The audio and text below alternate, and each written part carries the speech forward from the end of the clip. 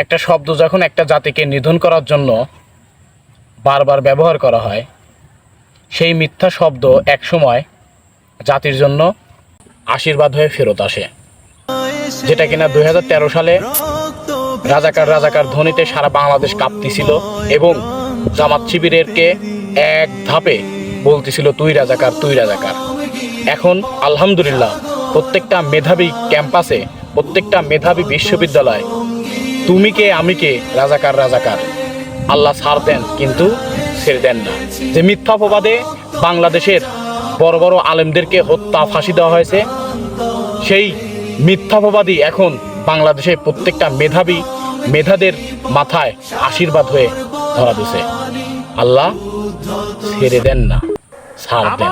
অতএব এখান থেকে আমাদের বড় ধরনের একটা শিক্ষা পাওয়ার বিষয় আছে। আলহামদুলিল্লাহ আমি নিজেও রাজাকার।